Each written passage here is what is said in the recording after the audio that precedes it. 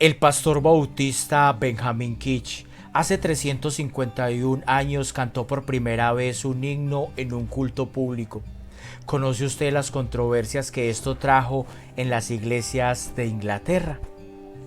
Hoy, los 5 argumentos de Isaac Marlowe, el opositor al cántico de los signos, y la respuesta bíblica de Keach para que hasta hoy disfrutáramos la himnología, una rica herencia espiritual.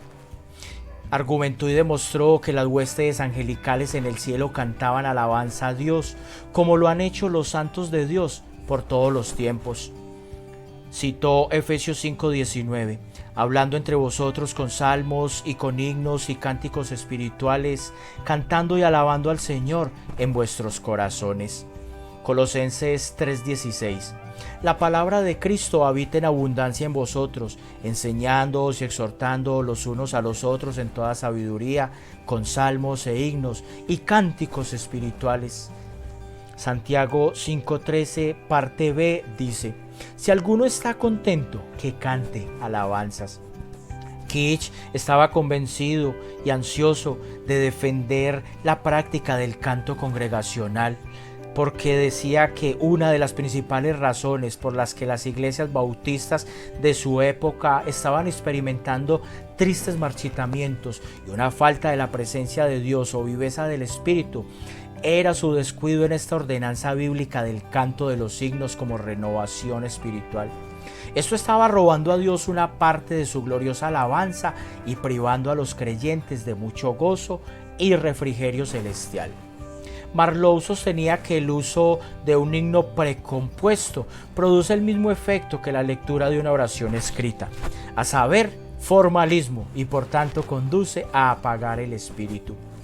Keach escribió una magnífica obra publicada en 1691 titulada La brecha reparada en la adoración a Dios. Era una prueba de que el canto de salmos, signos y cánticos espirituales es una ordenanza de Jesucristo. Esto fue una respuesta temprana y definitiva para deshacer todos los argumentos en contra.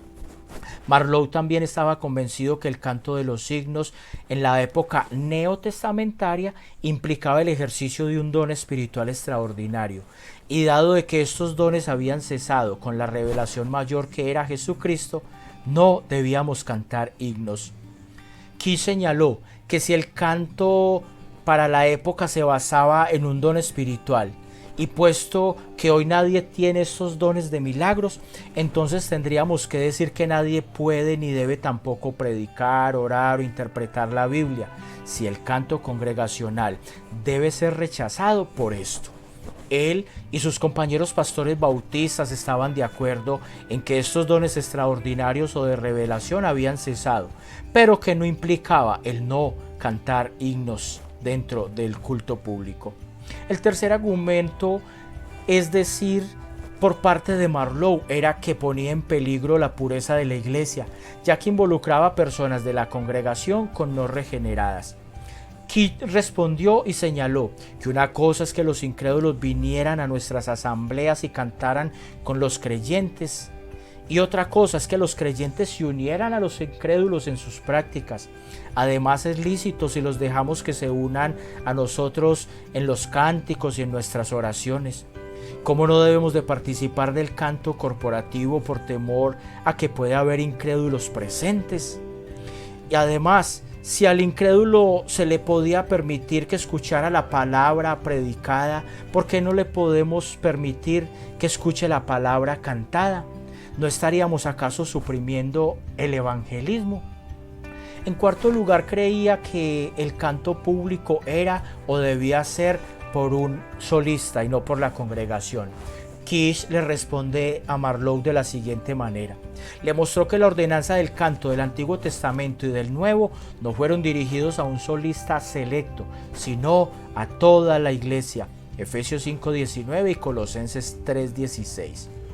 También decía que el canto de himnos involucraba a hombres y a mujeres dentro de la congregación y que esto era una violación a 1 Corintios 14:34 y a 1 Timoteo 2:11 al 12, donde dice que las mujeres callen dentro de la congregación, que aprendan en silencio y que no les está permitido hablar.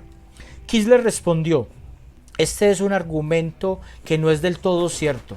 Había ciertas ocasiones en las que era totalmente permisible que las mujeres hablaran en la asamblea. Por ejemplo, cuando las mujeres eran aceptadas en la membresía local, se les pedía que contaran un testimonio de su conversión y de cómo Dios obró en sus almas. Así que este argumento de este texto debía ser bien interpretado, más bien como una prohibición a las mujeres de tomar participación de la predicación en la asamblea, ciertas formas de autoridad y de liderazgo, y no estaba exigiendo un silencio absoluto de las mujeres en la iglesia. Por lo tanto, no se les debe impedir que canten junto con los hombres.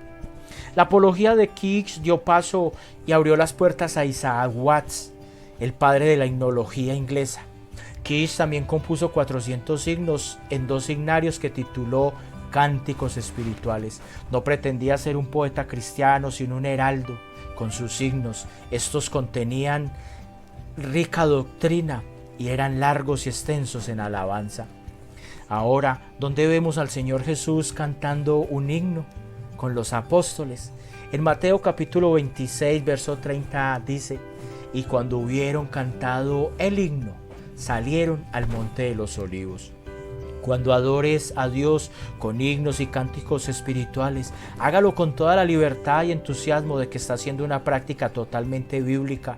Disfrute el hacerlo, defienda la rica herencia, adore como Dios ya lo estableció en el principio regulador de la adoración.